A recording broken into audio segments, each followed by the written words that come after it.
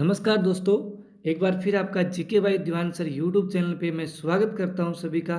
आज हम इस क्लास में पढ़ने वाले हैं 50 महत्वपूर्ण प्रश्न उत्तर, जिनमें से आपके आधे से कम क्वेश्चन पढ़े हुए होंगे।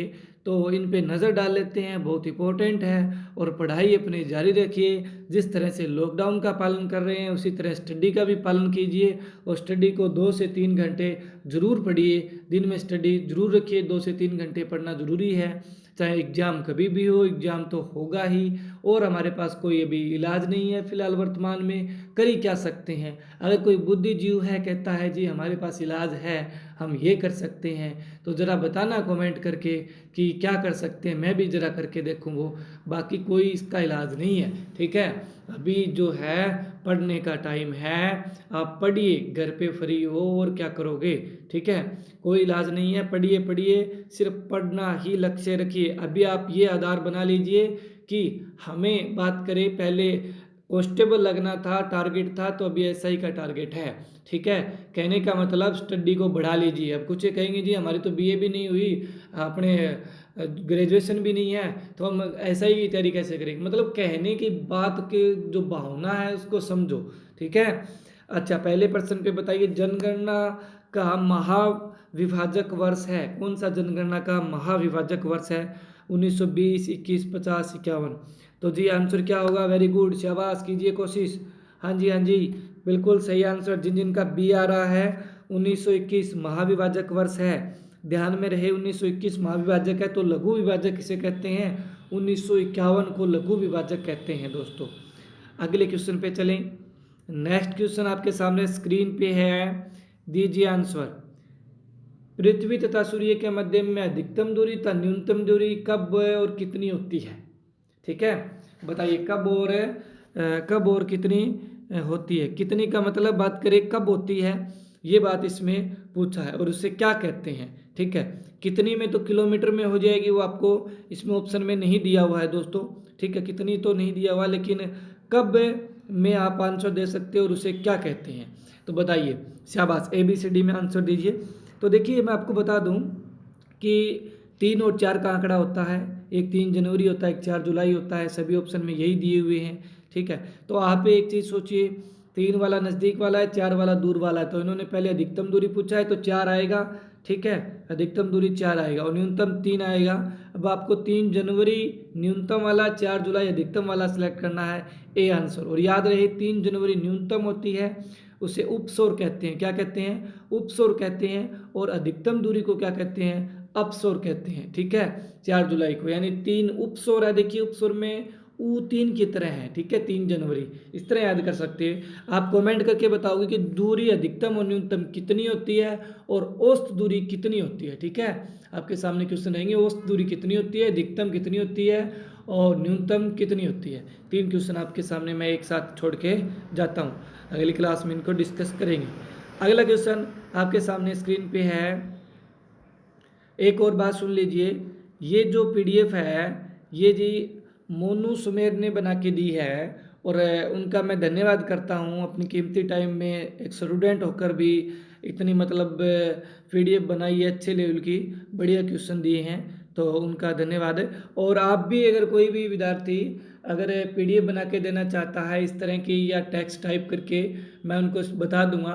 तो आप मेरे व्हाट्सएप पे मतलब कांटेक्ट कर सकते हैं। व्हाट्सएप नंबर नीचे डिस्क्रिप्शन बॉक्स में दिए हुए हैं। और अगर कोई वीडियो बनाने की इच्छुक है, कहता है जी मैं पढ़ा सकता हूँ अच्छे क्वेश्चन लेके, तो रिकॉर्डिंग करके दे सकता हूँ, तो वो भी, उसका भी मोस्ट वेलकम है। तो एक बार फिर धन्यवाद मोनू सुमेर का। अगले क्वेश्चन पे चलें। अगला क्वेश्चन आपके सामने, भारत में शून्य आधारित बजट सर्वप्रथम कब तथा किसके द्वारा पेश किया गया था।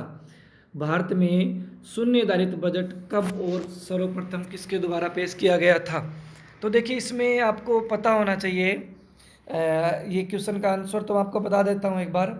इसका आंसर आएगा राजीव गांधी 1987-88 में। कब है, राजीव गांधी 87-88 में। अब एक बात इंपॉर्टेंट है, जो शून्य आधारित बजट है, इसमें हम बात करें तो सोचिए आप एक बात है कि शून्य आधारित बजट क्या होता है। मतलब पीछे का जो आंकड़ा है उसको आधार 0 मानकर चलना, ठीक है। अभी कितना घाटा हुआ, कितना फ़ायदा हुआ, उस चीज़ में इसको नहीं देखा जाता।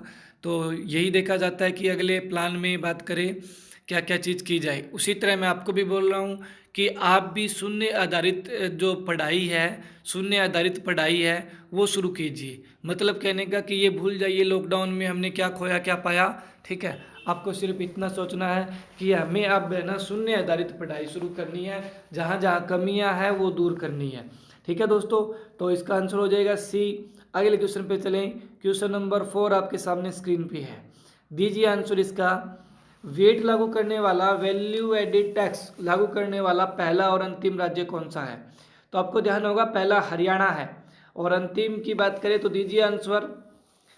हरियाणा है पहला, तो ए और सी में से आंसर होगा, बिल्कुल होगा, दीजिए शाबाश। अंतिम है वो यूपी है। हरियाणा में 2005 में 1 अप्रैल 2005 को लागू हुआ था। भारत में पूछा जाए तो भी 1 अप्रैल 2005 ही आंसर टिक करें, क्योंकि भारत में सबसे पहले हरियाणा ने लागू किया था, ठीक है। तो अगर हम इसमें बात करें तो यूपी है, यूपी ने 2008 में लागू किया था, अंतिम राज्य था, ठीक है।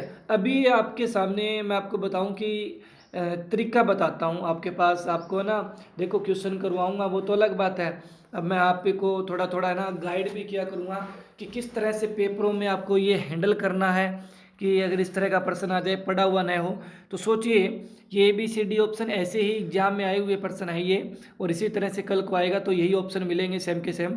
तो देखिए पहले आपको सेलेक्ट करना है जी ABCD में 1 नंबर पे हरियाणा, 2 नंबर पे उत्तर प्रदेश, 3 पे हरियाणा, 4 पे राजस्थान, इस तरह से दिए हुए ना। अच्छा ठीक है, कॉमन क्या है? हरियाणा, हरियाणा 2 में कॉमन है, बाकी 2 में उत्तर प्रदेश राजस्थान अलग अलग है। समझ में आई बात? ए और सी में से आंसर आएगा। अभी लास्ट वाले पे चलिए। लास्ट वाले में पहले में आंध्र प्रदेश है, दूसरे में राजस्थान है, तीसरे में उत्तर प्रदेश है, चौथे में हरियाणा है। सभी अलग हैं जी, अलग है सभी। अच्छा, तो आपको ए और सी में से ऑप्शन सेलेक्ट करना है। तो आप सोचिए कि अगर बात करें हमें आंध्र प्रदेश पहले में है, तो आंध्र प्रदेश का कहीं और वर्णन है किसी ऑप्शन में? नहीं है जी। अच्छा, दूसरा तो आएगा ही नहीं। अच्छा, तीसरे में उत्तर प्रदेश है, तो उत्तर प्रदेश का कहीं और जिक्र है जी? बिल्कुल, बी में जिक्र है उत्तर प्रदेश का, तो मतलब उत्तर प्रदेश भी है इसमें, ठीक है। तो वो चक्कर में डालने के लिए एग्जामिनर है वो डालता है इस तरह के, तो सी आंसर। इस तरह आप 70 से 80% आंसर मतलब है सिलेक्ट कर सकते हो बिना पढ़े कभी, अगर आपने ऐसे क्वेश्चन नहीं पढ़े। तो अगले क्वेश्चन पे चलें। क्वेश्चन नंबर आपके सामने रहेगा 5 नंबर क्वेश्चन, दीजिए आंसर। 5 नंबर क्वेश्चन है आपके सामने। भारत का आइंस्टीन तथा कलम का सिपाही, तथा कलम का सिपाही किन्हें कहा जाता है? बताइए, भारत का आइंस्टीन किसे कहते हैं और कलम का सिपाही, 2 प्रश्न एक ही क्वेश्चन में पूछ लिए आपसे। बताइए, आइंस्टीन कौन है? नागार्जुन। और कलम का सिपाही मुंशी प्रेमचंद। आंसर क्या हो जाएगा दोस्तों? सी। ओके, आंसर हो जाएगा सी। अगले क्वेश्चन पे चलें। क्वेश्चन है आपके सामने अगला, दीजिए आंसर। Question number 6। मध्य हिमालय में 2 प्रमुख दर्रे हैं। जो मध्य हिमालय उसमें 2 प्रमुख दर्रे हैं, बताइए, शाबाश कीजिए कमेंट। देखो ये है तो सारे हिमालय में ही दर्रे, लेकिन मध्य हिमालय में पूछा है। हाँ शाबाश। तो मध्य हिमालय में आंसर क्या हो जाएगा? डी हो जाएगा। इसकी हम बात करें बनिहाल और पीर पंजाल, ठीक है दोस्तों, बनिहाल और पीर पंजाल। Very good. अगले क्वेश्चन पे चलते हैं। क्वेश्चन आपके सामने अगला है, पंडित जवाहरलाल नेहरू का जन्म कहाँ हुआ था? आप कहोगे जी इस तरह के प्रश्न थोड़ी आएंगे, भाई देश का पहला प्रधानमंत्री है, ठीक है। तो पंडित जवाहरलाल नेहरू का जन्म कहाँ हुआ था? बताइए, शाबाश कीजिए कमेंट। टाइम शुरू होता है 5 सेकंड का, शाबाश फटाफट। और अभी तक जिसने चैनल को सब्सक्राइब नहीं किया है तो सब्सक्राइब कर लेना, मत भूलना। आपके लिए मैं यूँ ऐसे ही वीडियो लेकर आऊँगा, और जल्दी लाइव का सिस्टम भी कर देंगे, ठीक है। लाइटिंग की प्रॉब्लम है, बाकी स्टूडियो तैयार है। मैं आपको 2 दिन से बोल रहा हूँ इस बात का, मेरे को भी खेद है, और मैं काम कर रहा हूँ इस पर। बहुत ही जल्द आपके सामने लाइव वाली क्लास भी आएगी। तो आंसर हो जाएगा जी इलाहाबाद। क्या आंसर हो जाएगा? इलाहाबाद में। क्वेश्चन नंबर 8 आपके सामने स्क्रीन पे है। भारत में सर्वाधिक वर्षा होती है, भारत में सर्वाधिक वर्षा होती है, दीजिए आंसर क्वेश्चन नंबर 8 का। भारत में सर्वाधिक वर्षा होती है असम में, कनाडा में, मतलब विश्व में पूछा है, संसार में सॉरी, मेघालय में और जापान में। तो इस तरह के प्रश्न हो तो वैसे आपको पता ही है मेघालय भारत आएगा। जब भी इस तरह के प्रश्न हो और कोई चीज़ ब्रैकेट में लिख दी जाए तो वो 60 से 70% आंसर होने के चांस होते हैं, चांस होते हैं, ठीक है। मतलब कहने का ये नहीं श्योर है, चांस होते हैं 70 से 60%। तो भाई इन चीज़ों को अपनाया करो, थोड़ा सा इनको लागू किया करो। तो ए और सी में से बाकी इस चीज़ का पता होना चाहिए। मेघालय है, ठीक है। मेघालय का स्थान है मासिन रामपुरम। जो मासिन राम है यहाँ वर्षा होती है सबसे अधिक, ठीक है दोस्तों। ये आपको दी हुई है यहाँ पे ब्रैकेट में लिखा हुआ है, ठीक है। 1140.5 सेंटीमीटर। अच्छा, इसके बाद में हम बात करें इंग्लैंड का प्रथम प्रधानमंत्री था, बताइए। शाबाश, इंग्लैंड का पहला प्रधानमंत्री था, दीजिए आंसर इसका। शाबाश, इंग्लैंड का पहला प्रधानमंत्री, वेरी गुड वेरी गुड, दीजिए शाबाश। बताया हुआ है मैंने, इतना थोड़ा सा आपको मतलब हिंट दे देता हूँ कि जो पहला प्रधानमंत्री था उसने सबसे पहले बजट है वो पेश किया था दुनिया में, बताइए शाबाश। तो जी ये कौन थे? ये थे रॉबर्ट वॉलपोल। आंसर होगा बी। Question number 10। अभी थोड़ी स्पीड बढ़ा लेते हैं दोस्तों, स्पीड बढ़ा लेते हैं, ठीक है। स्पीड बढ़ा के, भारत की प्रथम युद्ध मिसाइल क्या है? भारत की प्रथम युद्ध मिसाइल है, उसका नाम क्या है बताइए। पृथ्वी, आकाश, धरती, सूर्य। 5 सेकंड, बस ओनली 5 सेकंड। शाबाश शाबाश शाबाश, दीजिए जी, टाइम होता है एंड। तो जी इसका युद्ध मिसाइल है, इसका नाम है पृथ्वी। क्या नाम है? पृथ्वी। ए आंसर हो जाएगा। अगला क्वेश्चन, लाल बहादुर शास्त्री की समाधि स्थल कहलाती है? लाल बहादुर शास्त्री की समाधि स्थल कहलाती है। क्वेश्चन नंबर आपके सामने 11 है, बताइए। शक्ति स्थल, किसान घाट, समता स्थल और विजय घाट। तो जी लाल बहादुर शास्त्री की है वो है विजय घाट। आंसर क्या होगा? डी। तो शक्ति स्थल किसकी है? शाबाश, शक्ति स्थल किसकी है? शक्ति स्थल, जी बिल्कुल, हाँ, इंदिरा गांधी, वेरी गुड, इंदिरा गांधी। किसान घाट किसकी है? किसान घाट, किसान घाट। तो जी किसान घाट किसकी है?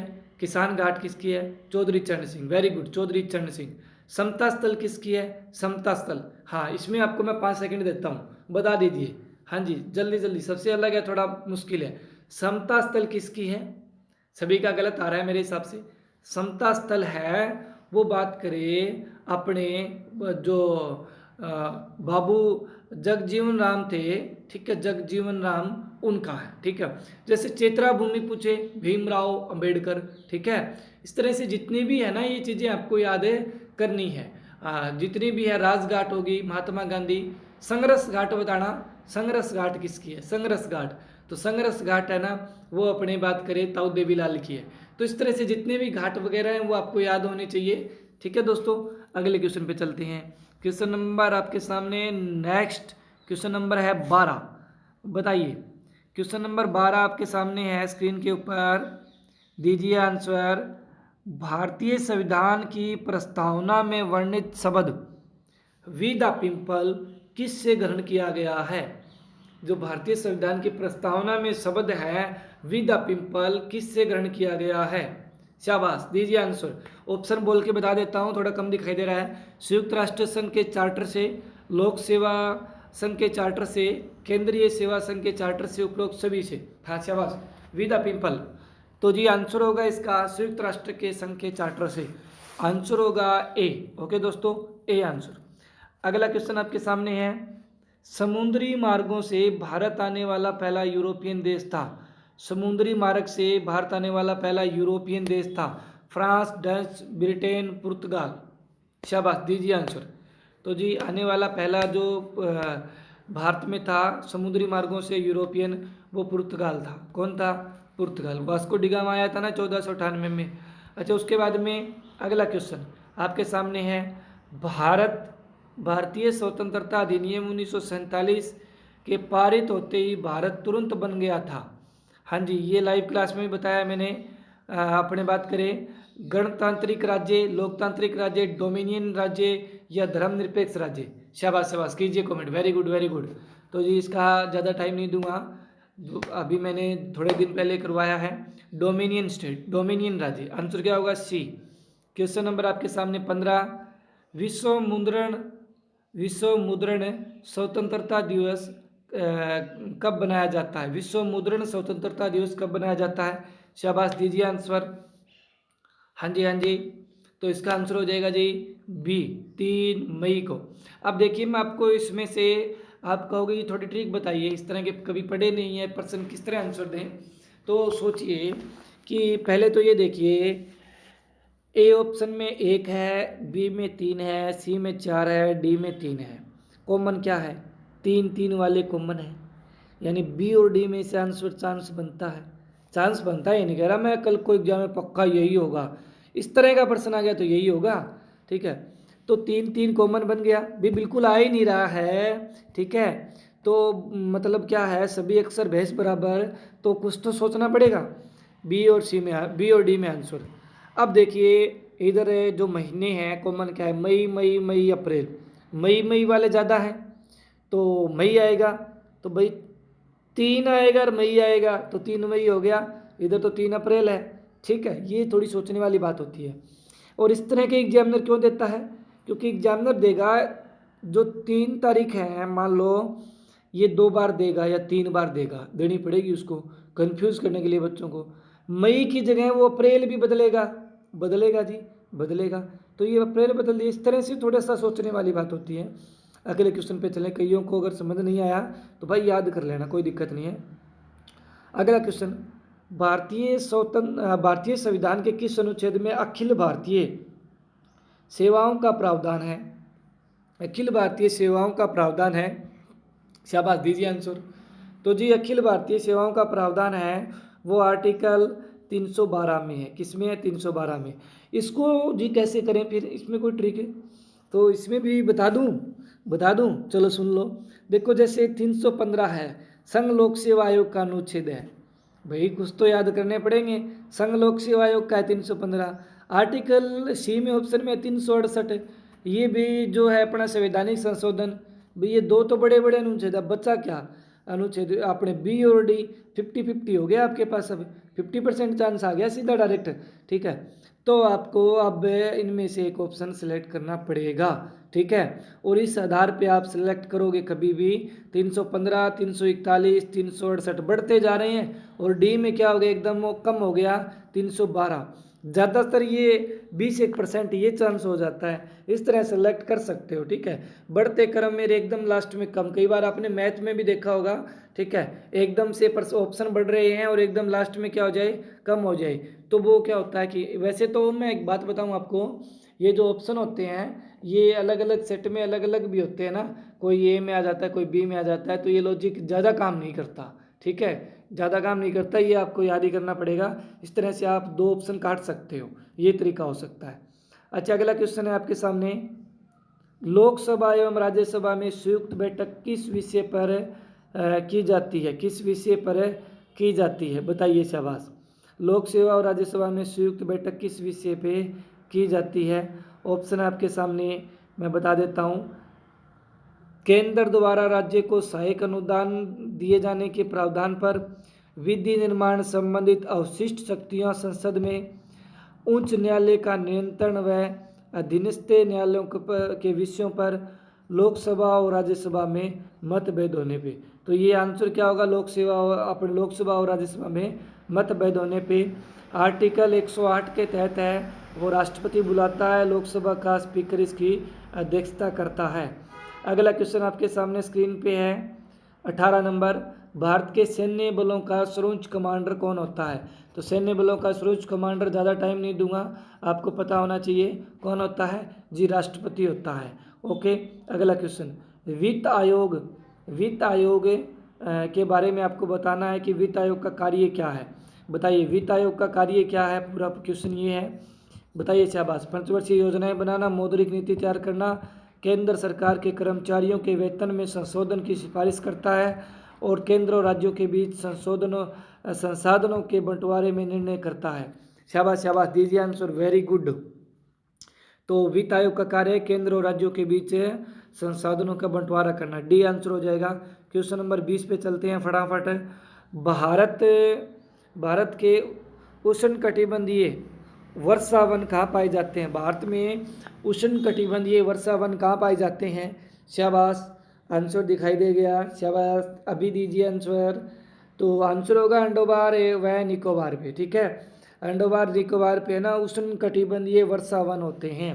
इनके बारे में एक दिन मैं बताऊंगा, ये वन किस तरह के कैसे होते हैं, इनका नाम कैसे पड़ा है, ठीक है। तो ये एक वीडियो बनाऊंगा स्पेशल। अगला क्वेश्चन, किसकी अनुमति से अंग्रेजों ने अपना पहला कारखाना सूरत में लगाया था? शाबाश, बताइए। किसकी अनुमति से अंग्रेजों ने अपना पहला कारखाना सूरत में लगाया था? तो जी आंसर हो जाएगा, सूरत में पहला कारखाना लगाया था वो उस समय कौन थे? तो उस समय थे जहांगीर। आंसर क्या होगा? आंसर होगा जी इसका जहांगीर। बताना मेरे को कमेंट करके कि सूरत में पहला कारखाना कब लगा था। अगला क्वेश्चन आपके सामने स्क्रीन पे, बताइए सिद्दी बशीर मस्जिद की झूलती मीनारें कहाँ पे है? ये सिद्दी नहीं है, सीधी है, ठीक है, बड़ी ई की मात्रा आएगी।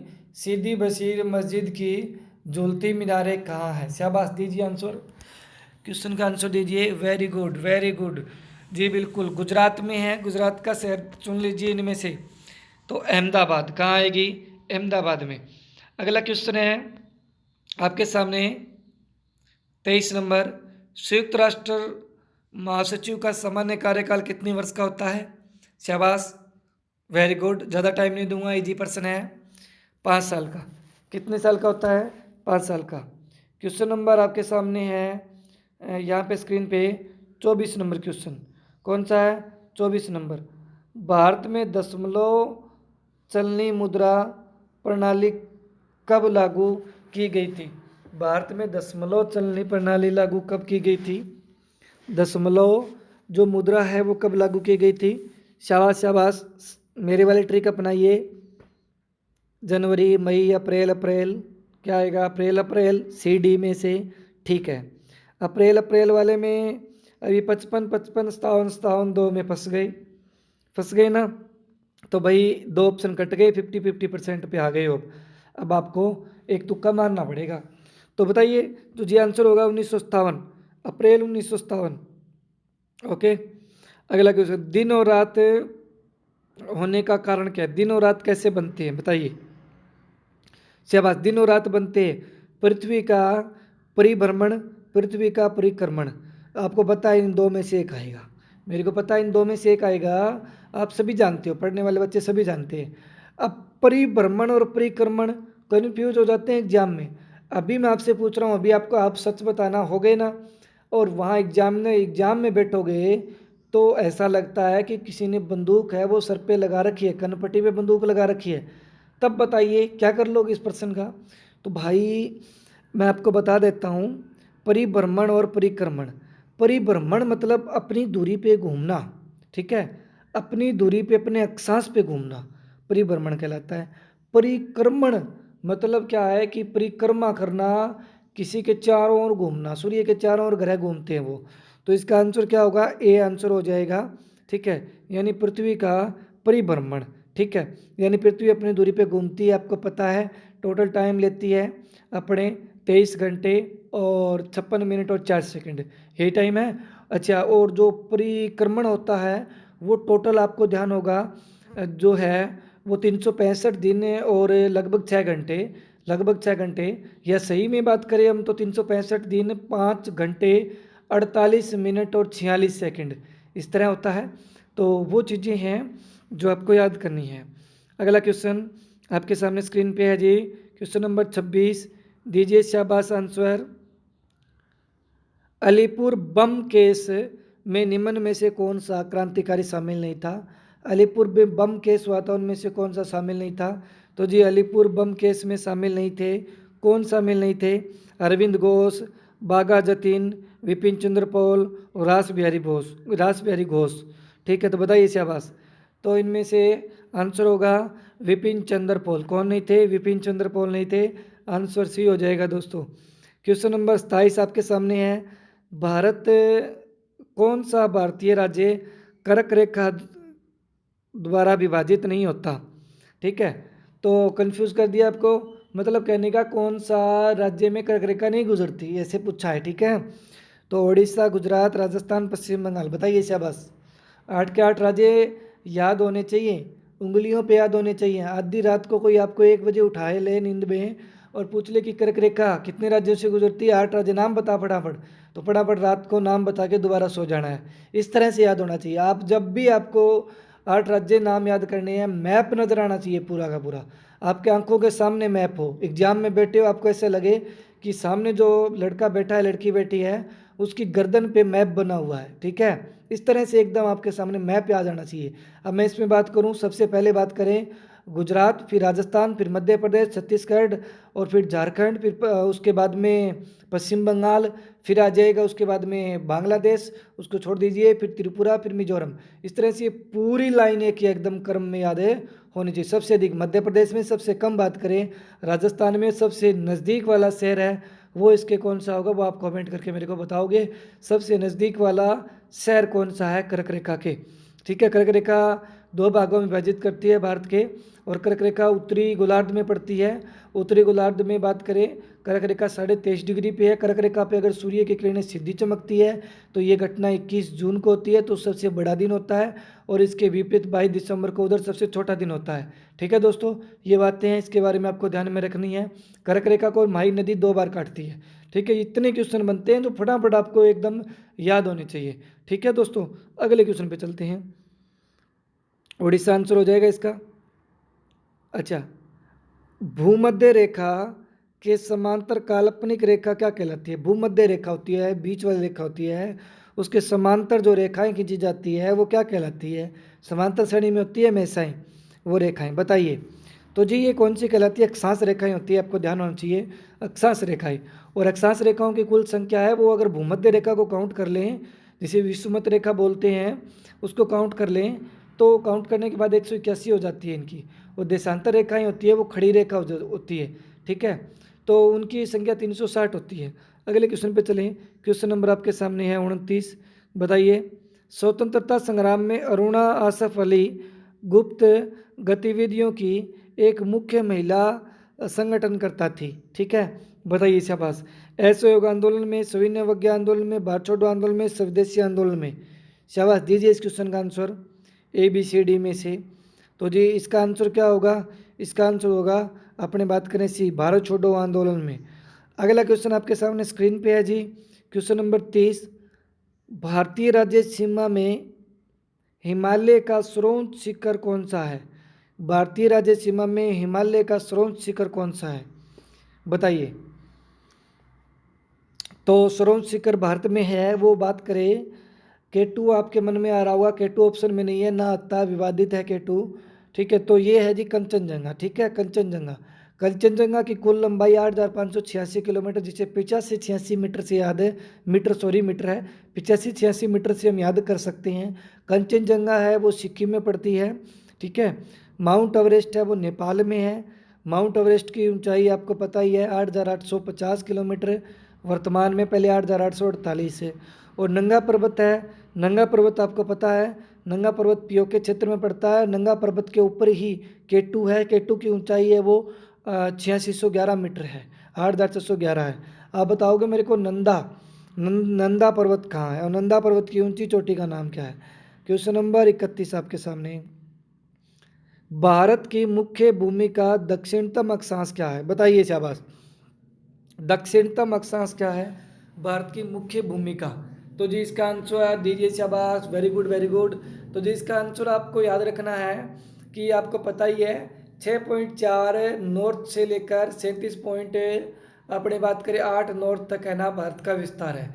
लेकिन इसमें दक्षिणतम बात करें, जो भूमि का दक्षिणतम यानी कन्याकुमारी वाला पूछा है, तो वो 8.4 से नॉर्थ से शुरू होगा और ऊपर तक है, ठीक है। तो आपको कहीं साउथ वाला टिक मत कर दे रहे हैं, इनको हमेशा है ना ऐसे पढ़ते हैं। 8 डिग्री 4 मिनट से लेकर 37 डिग्री 8 मिनट उत्तरी अक्षांश, क्या बोलते हैं इनको? उत्तरी अक्षांश बोलते हैं। तो उत्तरी के लिए तो हम नॉर्थ ही यूज़ करेंगे हमेशा, ठीक है। तो नॉर्थ ही आएगा, डी आंसर हो जाएगा। अगला क्वेश्चन आपके सामने स्क्रीन पे है। भारत की आज़ादी के समय कौन कांग्रेस के अध्यक्ष थे? तो कांग्रेस के अध्यक्ष कौन थे? तो आंसर दिखाई देगा जे बी कृपलानी थे कांग्रेस के अध्यक्ष उस टाइम। अगला क्वेश्चन, भारत के सॉरी पृथ्वी के वायुमंडल का सबसे अधिकतम घनत्व होता है। जो पृथ्वी के वायुमंडल का सबसे अधिकतम घनत्व होता है वायुमंडल का, बताइए कौन सी परत में होता है?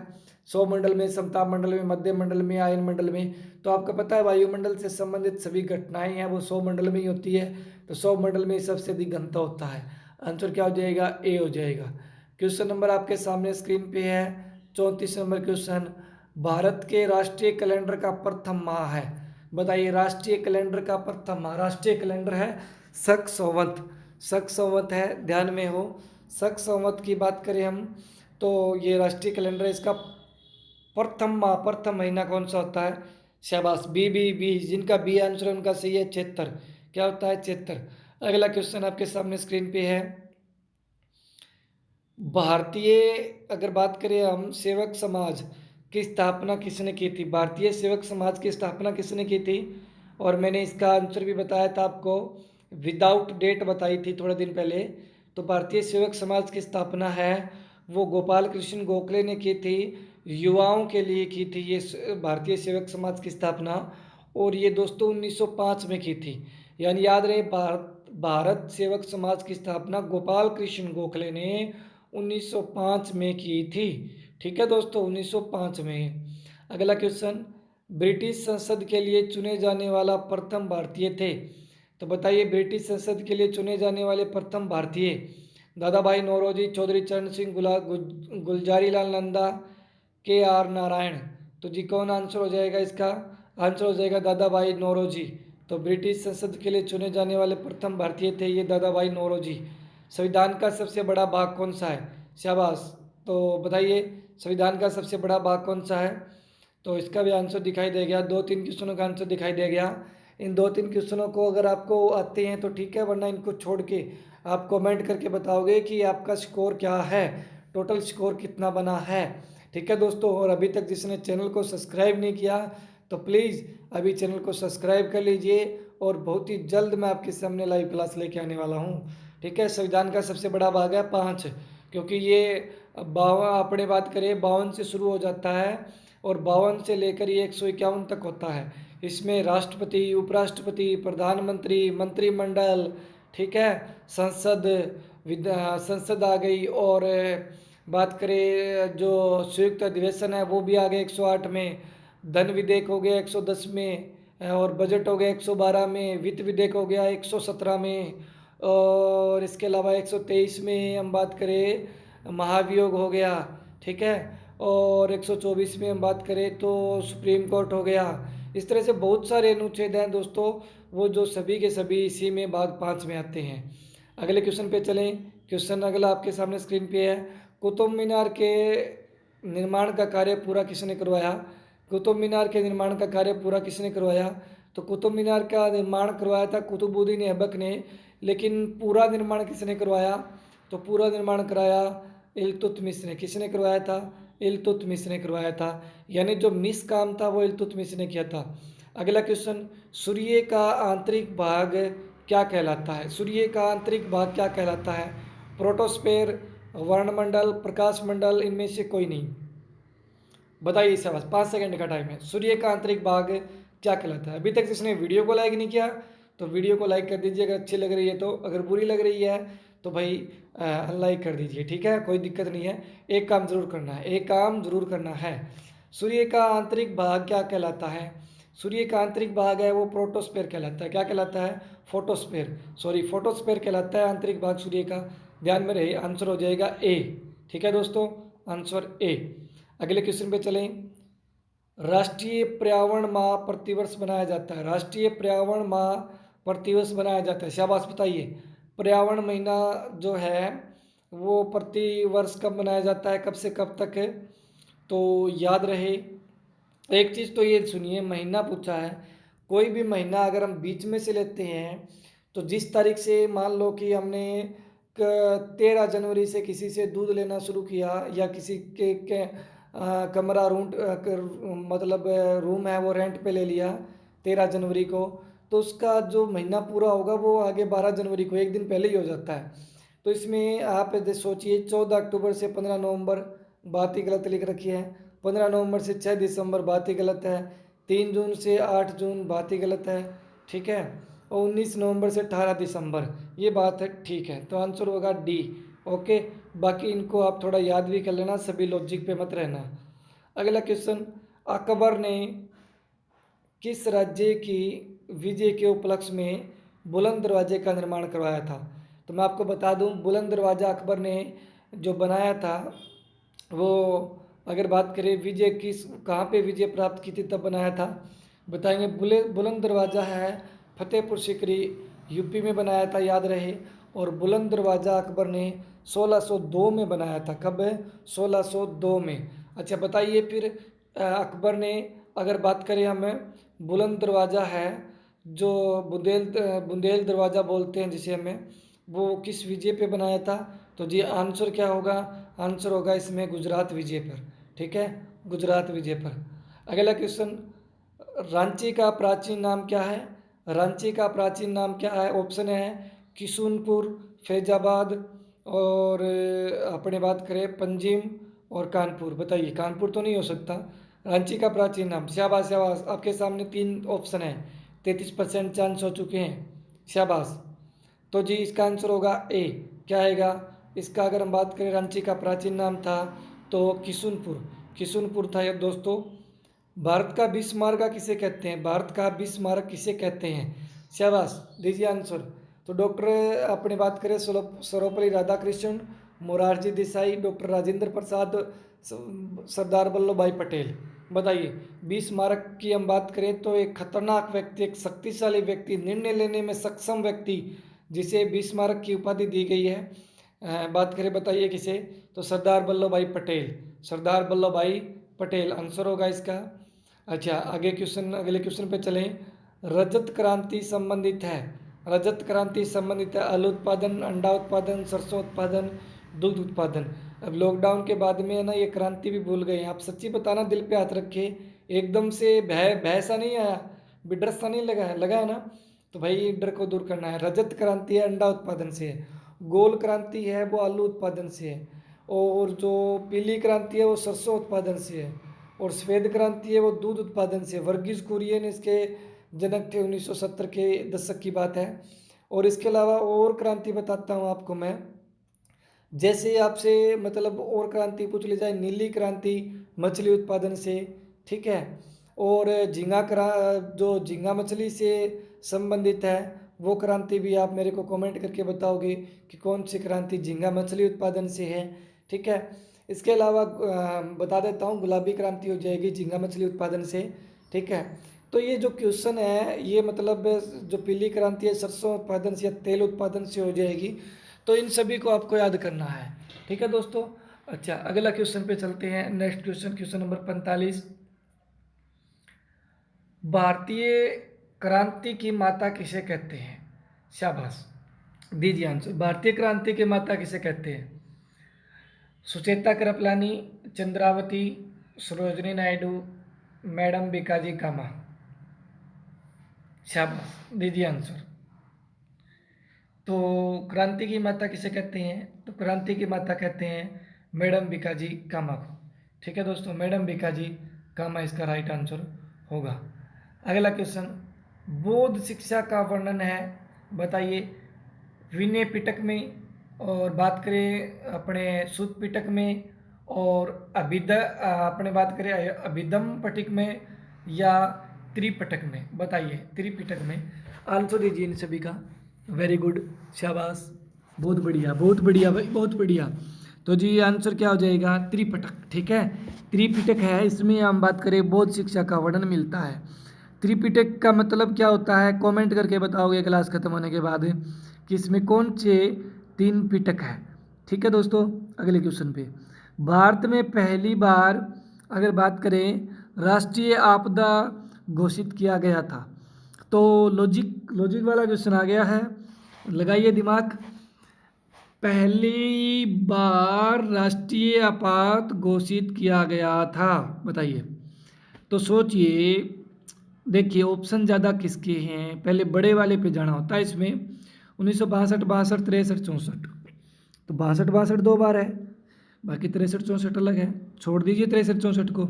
ए और बी में से यानी 50% आपने जो है आंसर है वो सिलेक्ट कर लिया, 50% पे आ चुके हैं।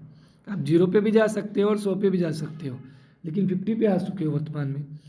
अच्छा, आगे अक्टूबर, नवंबर, अक्टूबर, अक्टूबर, तो भाई अक्टूबर कितनी बार आ रहा है? 3 बार। तो भाई अक्टूबर वाला पक्का है। तो 62 वाले में अक्टूबर तो एक में ही है, एक में ही है जी, ए में, ठीक है। तो अच्छा, इधर और मिला लो, 26, 28, 23, 26, दो 26, 26 कितनी बार रिपीट हो रहा है? 2 बार हो रहा है, और बाकी नहीं हो रहे। तो भाई क्लियर हो रहा है 26 अक्टूबर 1965, और रियल में है भी ये आपको याद करने पड़ेंगे, ठीक है दोस्तों। अगला क्वेश्चन, भारत के लिए नियोजित अर्थव्यवस्था, ठीक है। अगर बात करें हम नियोजित अर्थव्यवस्था के लेखक कौन थे, यानी बात करें जो प्लान्ड इकोनॉमिक्स फॉर इंडिया है उस बुक के लेखक कौन थे? गुलशन ग्रोवर, चार्ल्स डिकेंस, कृष्ण देव राय, और अगर बात करें विश्वेश्वरैया, ठीक है। बताइए शाबाश। तो आंसर होगा जिसका डी। क्या आंसर होगा? विश्वेश्वरैया, ठीक है, विश्वेश्वरैया। विश्वेश्वरैया थे ये इस बुक के अपने लेखक थे। अगले क्वेश्चन पे, 8वीं पंचवर्षीय योजना की रूपरेखा तैयार की गई थी। तो ये एक विशेष प्रश्न है 8वीं पंच। आप कहोगे जी सभी की रूपरेखा कैसे याद रहे? एक बात तो ये याद रखना कि याद करनी पड़ेगी, ठीक है, जो जो इम्पोर्टेंट है वो मैं आपको करवा दूंगा। तो 8वीं पंचवर्षीय योजना की रूपरेखा तैयार की थी, तो चुनिए ऑप्शन जी। कोई लॉजिक है जी? लॉजिक क्या लॉजिक है? आपको पंचवर्षीय योजनाओं का कार्यकाल याद होना चाहिए। कार्यकाल कैसे याद हो? ट्रिक बताई हुई है। 1951 में 5-5 जोड़ते जाना, 3 बार मतलब 1951 में 5 जोड़ोगे, ठीक है, 56 आ गए, 56 में 5 जोड़ोगे, आगे बात करें 56 में 5 जोड़ा 61 आ गए, 61 में 5 जोड़ा कितने आ गए? 61 में 5 जोड़ा 66 आ गए। 3 योजना कंप्लीट हो गई। अब 3 साल का गैप देना है, 69 से शुरू करना है, 66 के बाद 3 जोड़ के, क्योंकि 3 साल का गैप था। फिर उसमें आप क्या करोगे? 5 जोड़ दोगे, 69 में 5 जोड़े 74, उसके बाद 74 में आप बात करें अब की बार 4 जोड़ोगे, क्योंकि 5वीं योजना 5 साल की थी, 78। आपको मैं इसकी ट्रिक बता दूंगा एक दिन, तो आपको समझ में आ जाएगा। ऐसे समझ में नहीं आएगा मैं बोलूँगा तो जी इसका कार्यकाल 92 से 90 से 8वीं पंचवर्षीय योजना थी, 90 से 95 था, आप सॉरी 92 से 97 था, 92 से 97। तो ये प्रणब मुखर्जी, ठीक है, आंसर होगा डी। क्वेश्चन नंबर 50, अंतिम क्वेश्चन आप सभी के लिए, चैलेंज क्वेश्चन। सरकार के लिए अतिरिक्त राजस्व एकत्रित करने के लिए लगाए गए कर का नाम है। इसमें बता ही दिया है मैंने, आंसर भी बता दिया है प्रश्न में। अंतरिक्ष या बात करें अतिरिक्त राजस्व कर, अतिरिक्त राजस्व कर एकत्रित करने के लिए लगाए गए कर का नाम क्या है? यानी टैक्स होता है जो आपकी कमाई है, आपकी कमाई है, आपकी कमाई पे लगने वाला कर है, उस कर के ऊपर एक कर और लग जाता है जिसे हम अतिरिक्त कर बोलते हैं, जिसे इंग्लिश में हम क्या बोलेंगे? बताइए शाबाश। तो इसका आंसर होगा डी। क्या होगा? सरचार्ज। क्या बोलेंगे? सरचार्ज। पीडीएफ के लिए नीचे दिए हुए टेलीग्राम लिंक पे जा सकते हो। टेलीग्राम लिंक नीचे डिस्क्रिप्शन बॉक्स में दिया हुआ है। वीडियो को लाइक शेयर और ज़्यादा से ज़्यादा शेयर करना दोस्तों, और लाइक ज़रूर करना अगर अच्छी लगी हो तो। चैनल को सब्सक्राइब कर लेना, और जो आपके सामने स्क्रीन पे वीडियो है ये वीडियो भी देख लेना। धन्यवाद। थोड़ा मोटिवेट रहा करो। गुड बाय, राम राम, नमस्ते।